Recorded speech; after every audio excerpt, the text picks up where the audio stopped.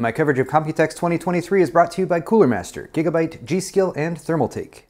Welcome back, you guys. I'm at the convention center, and I wanted to make some videos that were a little bit more than just, hey, I'm at this booth and here's what they have. So I have two videos, alike in dignity, showing a contrast between some of the trends in PC hardware design. This video is going to be about big-ass coolers. I don't know about you guys, but I don't mind a big-ass cooler. A big-ass air cooler, really nice for cooling the CPU. Doesn't have the potential of a pump failing. I think there's some practicality there. Right now we're at PNY though, and they have a big-ass cooler for an RTX 4090. So I have used the term chunky, thick, big boy, I don't know, whatever, for lots of different graphics cards and coolers in the past, but perhaps never more appropriate than with this RTX 4090 right now. PNY worked with Cooler Master to design the cooler for this card, and it is absolutely massive. 4.5 slots, effectively a 5-slot cooler on a graphics card. We just got done sort of complaining a little bit about 4-slot graphics cards, but honestly, if you're going to make a sacrifice for your PC hardware by blocking some slots or having a graphics card that's larger and heavier, at least it is practically solving a problem or helping with an issue, which in this case is going to be heat dissipation. Just to run down the specs for this card, it is an RTX 4090, so they're planning to launch this later in the year. They're looking at September, October timeframe. So of course it has all the RTX 4090 stats like 24 gigs of GDDR6X memory and DLSS 3.0 support and all that good stuff. You can overclock this one with the Velocity X OC software that PNY provides, but the card dimensions, thanks to this Cooler Master built cooler, which also has a nice feature that the fans spin, but the center of the fan hub stays static, so you can get a nice look at that Cooler Master 30th anniversary logo. But the dimensions are 310 by 142 by 89 millimeters. I don't exactly know how that translates over in imperial units, but let's just say it is absolutely massive. You can see from a look at the top of the card, there are some cables coming off of this. That's just to power the RGB, since this is not like a system that is up and running right now. So don't worry, there aren't going to be like cables coming off the top of this card when you actually purchase it. It still maintains a 12VH power connector at the top. It still maintains a 3-slot bracket at the back with your typical video outs that you would get with an RTX 4090. But you guys are familiar with physics, right? So you have more surface area on the fins. You have more density in the amount of metal. You have additional copper heat pipes here to wick the heat away from the GPU as well as the VRAM that's surrounding it. This card is not out or available for testing yet, so I am theorizing that it should be a better cooler than smaller ones that are out there on the market. But if you are going to buy a piece of PC hardware that is going to have a bit of a trade-off, personally, I would rather have it trade off for a little bit more performance, a little bit more cooling. Keep that GPU cooler, make sure it can maintain high clock speeds even if you're doing a really long gaming session or streaming or something like that. So it's too early to say if, yes, this is a card that I approve of and I think everyone should go out and buy. It is going to be very expensive when it launches. I anticipate it being probably in the $1,800 to $2,000 range MSRP. But I'd rather have a big fat cooler than going to extra lengths to hide the cable on the cooler.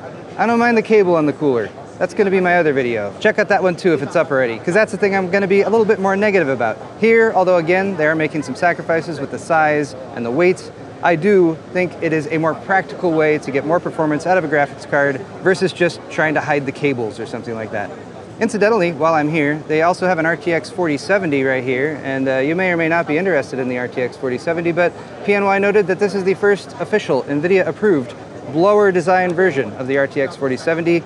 If you build your own PC, you might not care much about blower cards, but especially for some small form factor implementations, this can often be a better solution than 2 or 3 slot open coolers. As you can see here on the back, they have plenty of wide open ventilation. You can also see that they're using lots of copper in there to help get as much of that heat out and away from the GPU, given that they're working with a smaller size. And it also has a benefit of pushing some of that hot air out of the system versus ventilating it into the system, which can affect the heat or temperature buildup of other components. One other note about this RTX 4070 is that they've maintained the NVIDIA reference design for the PCB. So first off, that means that if you did want to remove this blower cooler, you would have more compatibility with aftermarket coolers on there. But it also allows them to provide a little bit of a gap here so airflow can reach the fan if you were to stack more than one of these cards in a system.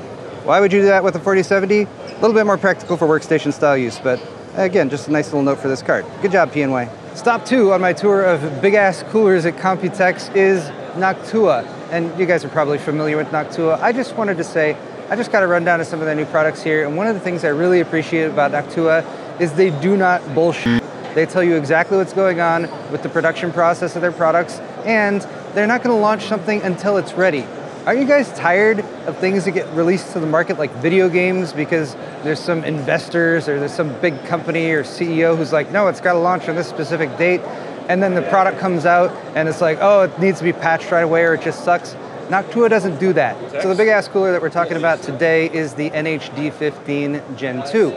It's been in development for a long time, and it is still in development. Noctua is aiming to go to mass production with it by the end of 2023, in which case they can actually bring it to the market at the beginning of 2024. I know, that's still a bit of a wait time. The reason it's taken longer is because the fan that they are using for it is their new 140mm fan, and they wanted to make sure that when they bring that fan to market, it is absolutely perfect.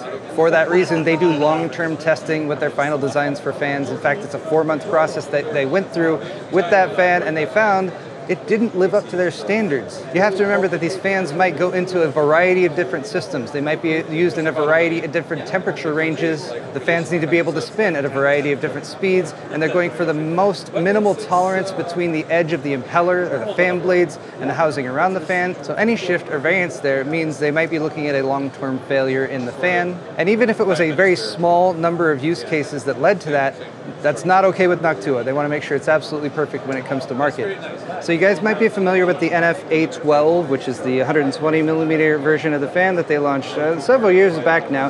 It is among the top performing, if not the best performing 120mm fan on the market. And to make that fan live up to their expectations, they designed basically a new liquid crystal polymer that they call Sterox. They actually trademarked it because it had the characteristics both in the injection molding process for the design of the fans and of course in use that could maintain, again, those really, really narrow tolerances between the tips of the impeller and the frame of the housing, which again helps maintain really good static pressure, which is what you really want if you're going to position one of these fans over an air cooler that has a denser fin stack, which is one of the updated features of the NH-D15 Gen 2. So without getting into too much detail about their testing process, they discovered that when they were using that material for the impeller, but a different material for the housing, and then they tested it for 4 months, they found that even just a slight variation in the structure of this housing, just a slight bit of flex, was causing it to fall out of their tolerance ranges. So the new version is using that material both for the impeller in the middle as well as the housing around the outside. But guess what that means? They now need to go through that 4-month testing process yet again. So that is what is underway right now, and that is why we are looking at potentially mass production for these fans, which are needed for that new NH-D15 cooler later in the year. Of course, we, as well as Noctua, very much hope that that testing process goes smoothly so that these fans can be brought to the market, because at that point, they will be able to launch the cooler as well. They said that the actual heatsink part of the cooler, as far as the base plate, the fin stack, is all pretty much finished, well and done. And because of the improved performance of the next-gen fans, they were actually able to increase the density, or basically the pitch, make it a narrower pitch between those fins, so there are more fins, and that allowed them to get better cooling performance with an actually slightly smaller cooler. Although it is still, yes, a big-ass cooler. How much cooler is it than the next-gen one? Well, here's a test, an A/B comparison. This is the old version on the left. This is the new version on the right. Some distinguishing characteristics. The old version has 6 heat pipes. The new version has 8 heat pipes. And again, yes, a bit of a denser fin stack. What we're looking at here is about a 4 to 5 degree difference. We're at 45 degrees on the second gen. We're at 49.5 degrees on the current gen, and that is with a 300 watt thermal load. And again, just credit to Noctua for being like a no BS kind of company. They said, you know what? If we were testing this in the lab, the variance would actually be a little bit less between these two. It'd be closer to about 4 degrees versus closer to 5 degrees. Because of the conditions here on the show floor, they're getting a little bit more variance actually between the two, but they're like, actually, it's not quite as good as we're looking at here. But absolutely better performance, and a 4 to 5 degree difference with a cooler that's actually a little bit smaller is quite impressive in this space. Noctua will also tell you very frankly that you should not get something like an NH-D15 if you are planning to run something like a 65 watt TDP CPU. Of course, they're not just working on a brown version or the traditional Noctua colors for the 140mm fan. They also have an all black prototype sample out here as well. That one is also in development, but as Noctua told us back when they were developing the 120mm version of their fan, it's not just a simple matter of spray painting in a different color. Injection molding is a very tricky process to get everything within the ranges that you want. So for the black version, it's probably going to be about 6 months and maybe as much as a year between the launch of the brown version and the black version. But there you have it, guys, a highlight of some of the big-ass coolers that they have here at Computex 2023, and just something that I wanted to highlight because I'm okay I'm okay with a big ass air cooler. I'm gonna be perfectly honest. That's totally fine with me. Don't get me wrong, I still like AIOs, I still like liquid cooling and all those things, but there's something about the practicality of a big ass air cooler that I find to be a lot more practical than some of the other stuff that I've seen here at Computex 2023, such as the idea that everyone hates cables and we should all hide our cables and shun them. That is a subject for another video though, so stay tuned for that one or watch it now if it's already out. But that is all the time I have for this video. I want to say a big thank you to my sponsors for Computex 2023, G-Skill, Cooler Master, Thermaltake, and Gigabyte. I have more videos coming at you real soon, so hit the thumbs up button, subscribe if you're not already. Check out Kyle's videos too, because you know he's posting, this is like his last big run of videos on his main channel before he switches over to doing vlogs or whatever he's going to do next. So thanks again for watching this one, you guys. Hit the thumbs up button on your way out. We'll see you in the next video.